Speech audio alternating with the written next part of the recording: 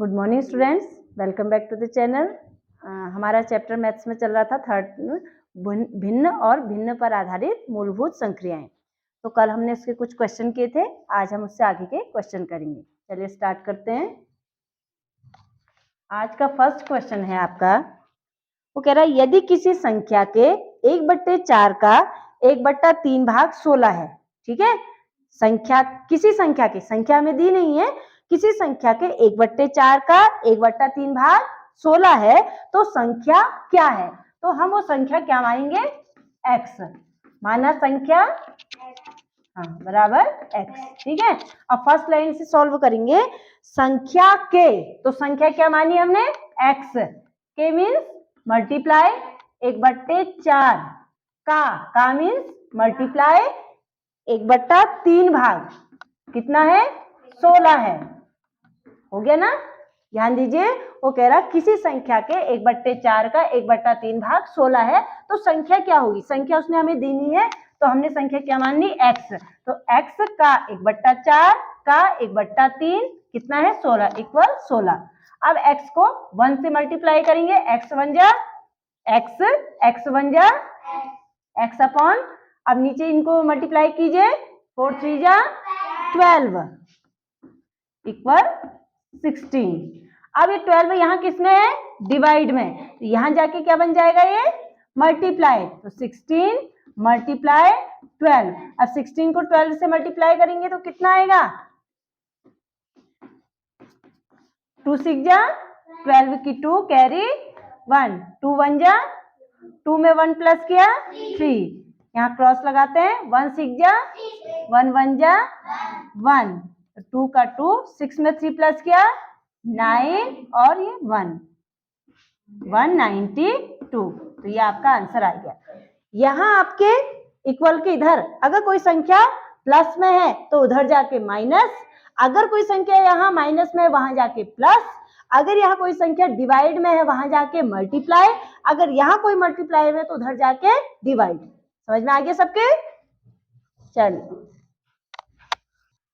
Second question is, शालू अपनी पूंजी का 5/6 भाग क्या कर रही है? खर्च कर दे रही है, और फिर शेष जो खर्च करने के बाद उसके पास पैसा बच रहा है, शेष का 1/2 भाग कमा लेती है।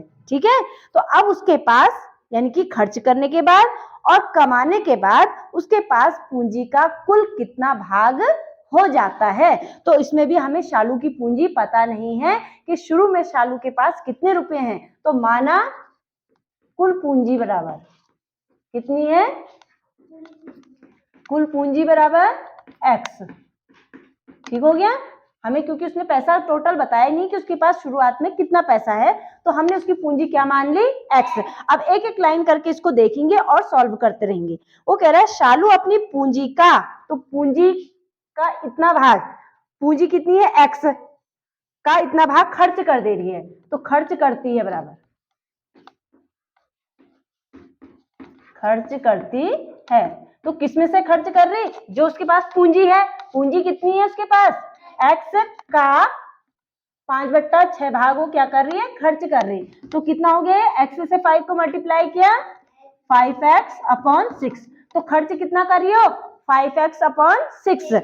अब उसको कह रहा है शेष का 1/2 भाग कमा ले रही। अब खर्च करने के बाद अब हम पहले ये निकालेंगे कि खर्च करने के बाद उसके पास कितना पैसा बचा, तो शेष पूंजी। ठीक है, तो शेष पूंजी कितनी हो जाएगी? टोटल पूंजी कितनी थी? x में से जो उसने पैसा खर्च किया 5x अपॉन 6, इसको क्या कर देंगे? माइनस। अब देखिए इसके नीचे कोई संख्या नहीं है, मैंने क्या कहा था? जिसके नीचे कोई संख्या नहीं क्या माना जाता है? 1 और 6 का एलसीएम लेंगे तो क्या आएगा? 6 ही आएगा।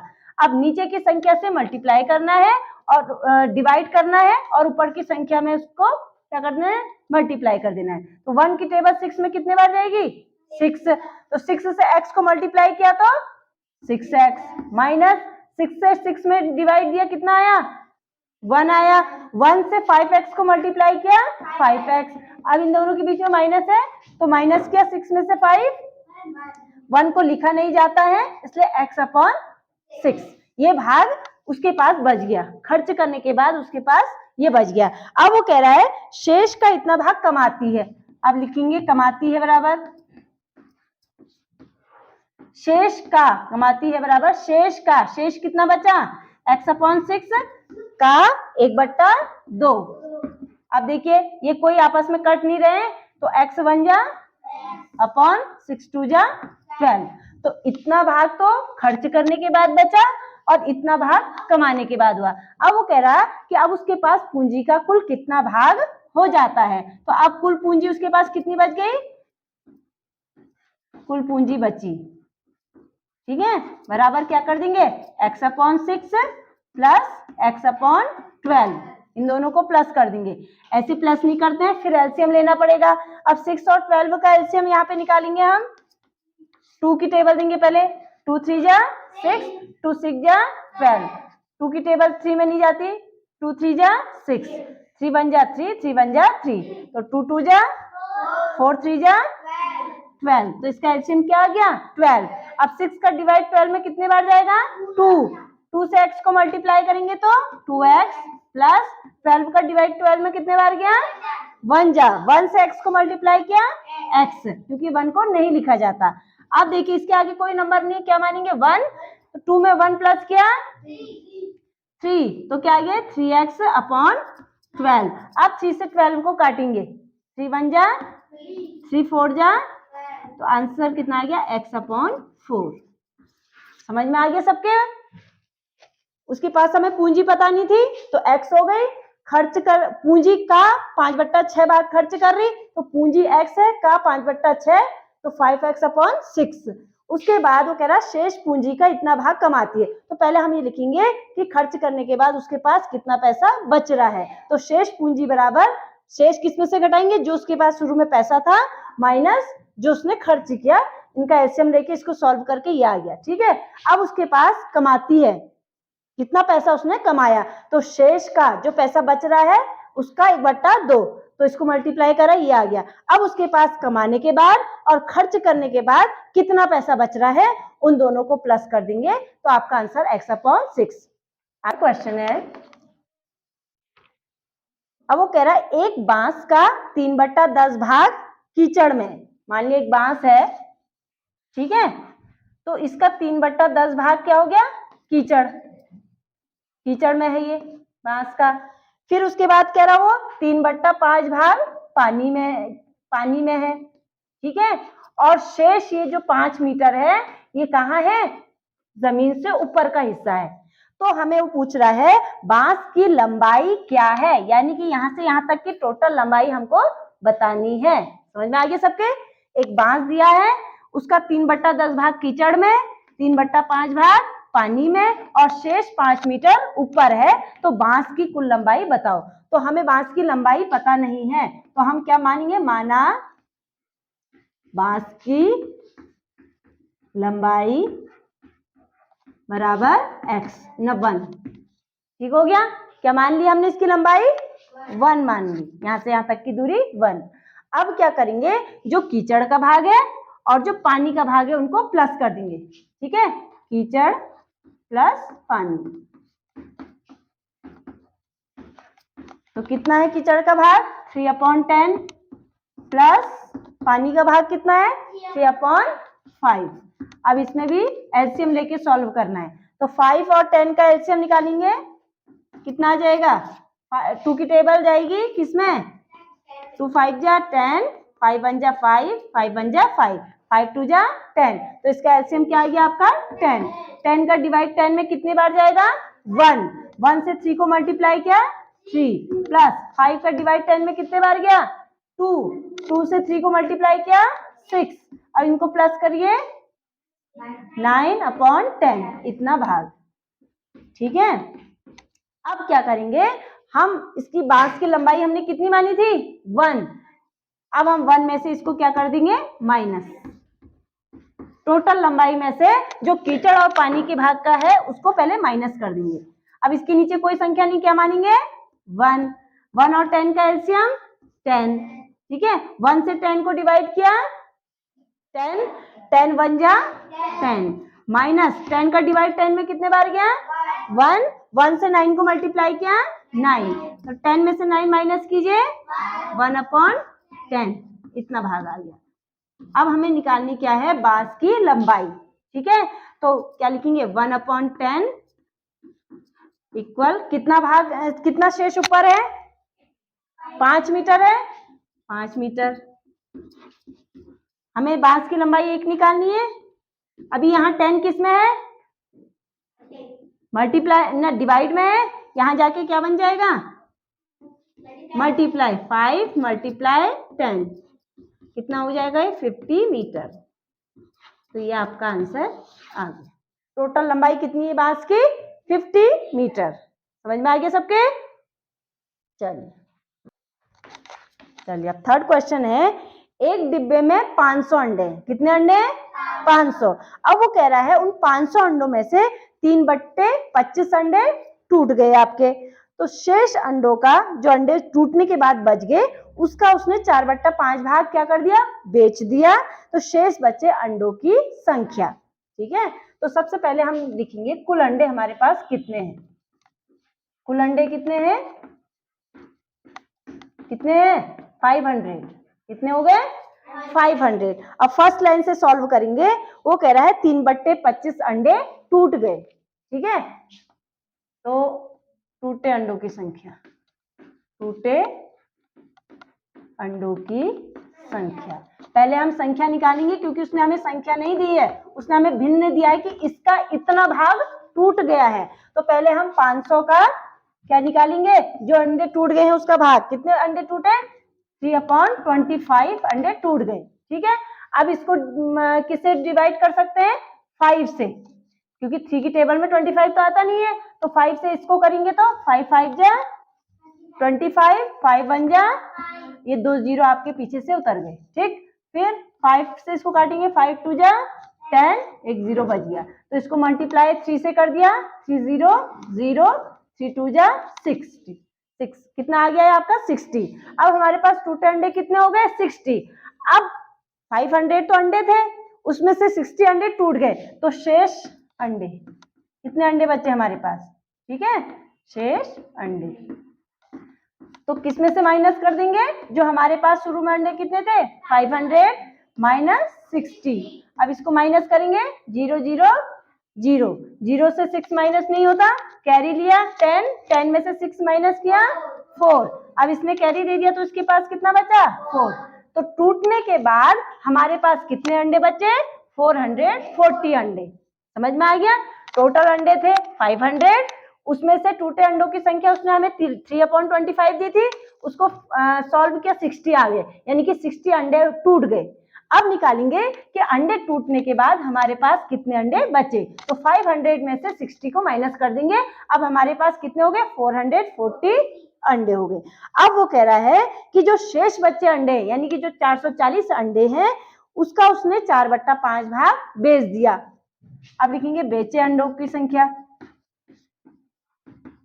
बेचे अंडों की संख्या, कि उसने कितने अंडे बेचे। इसमें भी उसने हमें संख्या नहीं दे रखी, उसने कह रखा कि जो शेष बचे अंडे हैं उसका 4/5 भाग बेच दिया। अब 440 का 4/5, ठीक है, जैसे ऊपर किया था वही मेथड। अब 5 से इसको काटेंगे, 5 की टेबल में 44 आता है, 5 की टेबल में 44 से छोटा क्या आता है, 5 8 जा 40, 4 बचा आपके पास, 4 को 0 के आगे लगाएंगे 40, 5 8 जा 40। अब इसको मल्टीप्लाई किया, 4 8 जा 32 की 2, कैरी 3, 4 8 जा 32, 32 में 3 डाला 35। बेचने के बाद अब हमारे पास कितने अंडे बच गए, 352। अब हम क्या निकालेंगे कि बेचने के बाद अब हमारे पास कितने अंडे बचे, शेष अंडे फिर से निकलेगा। अब किस में से माइनस करेंगे बताइए, हाँ, अब हमारे पास 500 नहीं है, अब हमारे पास कितने हैं, 440 अंडे बचे हैं, माइनस 352। अब इसको माइनस करेंगे, 0 में से 2 माइनस नहीं होता, कैरी लिया 10, 10 में से 2 माइनस किया 8, यहाँ क्या बचा 3 में से 5 माइनस होता है, यहाँ से कैरी लिया 13, 13 में से 5 माइनस करो 8, यहाँ क्या बचा 3 3 में से 3 माइनस किया, कुछ नहीं, तो हमारे पास कितने अंडे बच गए?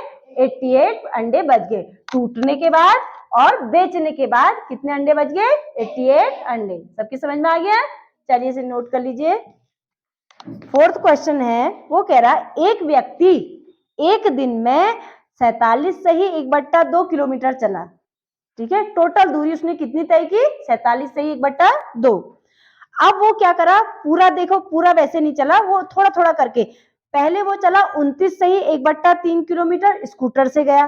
ठीक, फिर 8 से ही 5/6 किलोमीटर साइकिल से गया और फिर पैदल गया। तो हमें निकालना है वह पैदल कितना चला। मानिए एक आदमी ने यहाँ से चलना शुरू किया और वो कहाँ तक गया? यहाँ तक गया। ठीक है, तो टोटल दूरी उसकी कितनी थी? 47 से ही 1/2 किलोमीटर। समझ में आ गया?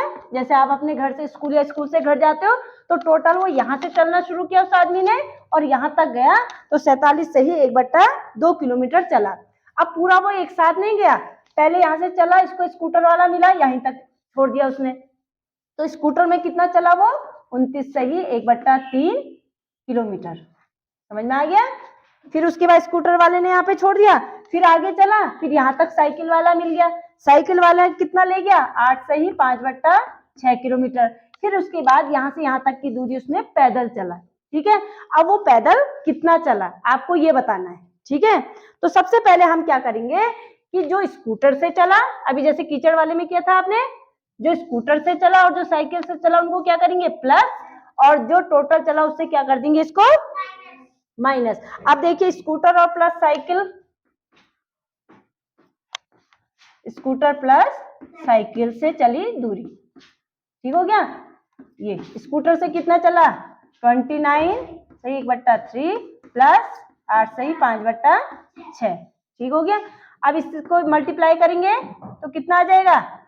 9 3 जा 29 को 3 से मल्टीप्लाई किया, 27 की 7 कैरी 2, 3 2 जा 6, 6 में 2 प्लस क्या? 87 में 1 को प्लस कर देंगे तो कितना आ जाएगा? 88/3। 6 8 जा 48, 48 में 5 प्लस कीजिए 50/6। अब इनका एलसीएम लेंगे, 3 और 6 का एलसीएम क्या आएगा? 6 ही आएगा। 3 से 6 को डिवाइड किया 2, अब 88 को 2 से मल्टीप्लाई कीजिए, 2 8 जा 16 की 6 कैरी 1, 2 8 जा 16 और 1 17, तो 176 प्लस 6 से 6 में डिवाइड कितने बार गया? 1, 1 से 53 को मल्टीप्लाई किया 53। अब इनको प्लस करना है, 6 में 3 प्लस किया 9, 7 में 5 प्लस किया 12 की 2 कैरी 1, 1 में 1 प्लस किया 2/6। ठीक है, यानी कि स्कूटर और साइकिल से वो इतना चला। अब वो टोटल दूरी उसकी जितनी थी इससे इसको क्या कर देंगे? माइनस कर देंगे। टोटल दूरी उसकी कितनी थी? 47 से ही 1/2 माइनस 229/6। अब इसको सरल कीजिए, 47 2 जा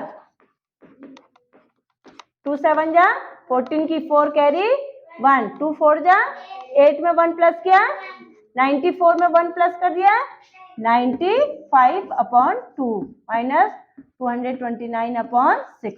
अब इनका एलसीएम लेंगे, 2 और 6 का एलसीएम क्या आएगा? 6 ही आएगा। ठीक है, अब 2 से 6 में डिवाइड 2 कितना आया? 3 जा 6 3, तो अब 3 से 5 को 95 को मल्टीप्लाई कीजिए, 5 3 जा 15 की 5 कैरी 3 9 जा 27 में 1 प्लस किया 20, तो क्या आ गया आपका? 285 माइनस 6 से 6 में डिवाइड कितने बार गया? 1, 1 से 1 229 को किया तो वही उतरा। अब इनको माइनस करना है, 5 में से 9 माइनस होगा तो 15 में से 9 माइनस करिए 6। अब यहाँ क्या बचा आपके पास? 7, 7 में से 2 माइनस किया 5, और 2 में से 2 माइनस किया कुछ नहीं बचा /6। अब ये कटता है, किससे कटेगा? 2 से, 2 3 जा 2 2 जा 4, 1 बचा 2 8 जा 16, तो क्या आ गया? 28/। अब 3 का डिवाइड हमने देना है 28 में, तो 3 की टेबल में 28 आता है, कितना आता है उससे छोटा? 3 9 जा 20 माइनस किया 1, तो क्या आ गया? 9 से ही 1/3 3 किलोमीटर पैदल चलाओ। आगे समझ में सबके? तो ये आ गया इसका आंसर कि वो 9 से 1/3 किलोमीटर पैदल चला। सबकी समझ में आ गया? चलिए 5th क्वेश्चन है आपका। वो कह रहा है एक पानी की टंकी 2/3 भरी हुई है। एक पानी की टंकी है, मान लिया ये कितनी भरी हुई है? 2/3 भरी हुई। 2/3 मीन्स 2/3। यदि टंकी भरने के लिए 50 लीटर और पानी की आवश्यकता है, टंकी भरी नहीं है, वो कह रहा है अगर पानी टंकी को भरना है तो 50 लीटर पानी की और आवश्यकता है, तो टंकी की क्षमता क्या है? तो हम टंकी की क्षमता क्या मानेंगे? माना टंकी की क्षमता। क्षमता मीन्स उसमें कितना पानी आ सकता है टोटल, ठीक है। टंकी की क्षमता बराबर 1, जैसे हमने वो कीचड़ वाले में, बांस वाले में किया था, है ना। तो टंकी की क्षमता बराबर 1। अब उसमें पानी कितना भरा है? 2/3। तो 1 में से 2/3 को माइनस कर देंगे जितना पानी उसमें है। इसके नीचे 1 माना जाएगा। इसका एलसीएम बताइए, 1 और 3 का एलसीएम 3। 1 से 3 को डिवाइड किया 3, 3 से 1 को मल्टीप्लाई किया 3, 3 से 3 में डिवाइड 1, 1 2 जा 2। अब इसको माइनस कीजिए 1/3, इतना आ गया, ठीक है। ये आपका क्या आ गया? खाली भाग। समझ में आ गया? इतना भाग भरा है, इतना भाग खाली है। अब वो क्या कह रहा है? टंकी को भरने के लिए हमें कितना पानी चाहिए? 50 लीटर। तो वैसे करेंगे जैसे अभी आपने बांस और वाला किया था, 1/3 इक्वल 50। अभी 3 यहाँ किसमें है? डिवाइड में। वहां जाके क्या बन जाएगा? मल्टीप्लाई। तो 50 मल्टीप्लाई 3, कितना आंसर आ गया? 30 0 5 3 जा 15, इतने लीटर। समझ में आ गया? ये आपका आ गया आंसर। ओके, तो स्टूडेंट्स आज के लिए इतना ही। आज हमने फ्रैक्शन के कुछ इंपॉर्टेंट क्वेश्चन किए और ये पेपर में आ सकते हैं, इसलिए आप इनका रिवीजन कीजिएगा। अगर आपको वीडियो अच्छी लगे तो इसे लाइक कीजिए, शेयर कीजिए, चैनल को सब्सक्राइब कीजिए। Thank you.